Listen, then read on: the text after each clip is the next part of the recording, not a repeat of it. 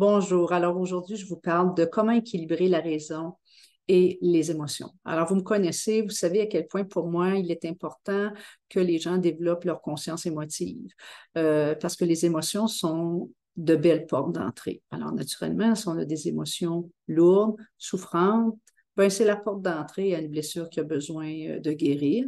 Et si, le contraire, on a des émotions belles, élevantes, ben, c'est également une porte d'entrée pour encore mettre plus d'expansion dans notre lumière. Alors, dans une capsule précédente, c'est pour ces raisons-là que je vous ai dit à quel point il est important de ne pas refouler ou éviter nos émotions. Cependant, je n'ai pas dit ça pour que les gens se laissent submerger par leurs émotions jusqu'à se perdre. Donc, ce n'est pas ça du tout.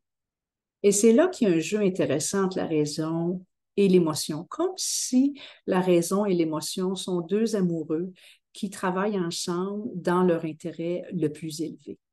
Alors, vous savez, on est fait de deux polarités, féminine yin et masculine yang. Alors, tous les deux sont le contraire un de l'autre, mais ce n'est pas parce qu'ils sont le contraire qu'ils s'opposent, qu'ils doivent être en conflit et qu'ils ne peuvent pas travailler harmonieusement ensemble. C'est comme le chaud et le froid, la nuit et le jour.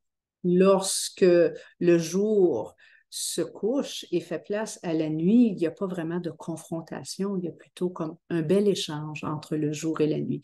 Il en va de même pour nos deux polarités, même si le féminin et le masculin sont le contraire l'un de l'autre, ça ne veut pas dire qu'ils ne peuvent pas travailler harmonieusement et même d'une façon très, très, très équilibrée. Donc, si je reviens à la raison et les émotions, bien, sachez que la raison, c'est plutôt une polarité masculine yang et les émotions, une polarité féminine yin. Bien équilibré, les deux travaillent main dans la main. Donc, la raison ne doit pas empêcher l'émotion de jouer son rôle, mais le contraire est aussi vrai. L'émotion ne doit pas non plus empêcher la raison de jouer son rôle. Donc, je m'adresse ici à des gens hyper émotifs. Alors, si vous avez pris le temps de vous rendre disponible à vos émotions, de ne pas les questionner et juste de les entendre, mais que vous n'en finissez plus et même qu'au contraire, ça exacerbe, ça augmente, bien là, il est peut-être le temps d'utiliser la raison et de vous dire, d'accord, je lâche prise, je laisse aller ces émotions. Elles m'ont appris ce qu'elles avaient à m'apprendre, mais maintenant, c'est le temps juste de laisser aller.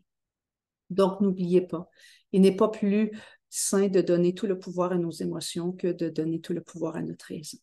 Alors, bon équilibre entre la raison et l'émotion, polarité yin et polarité yang.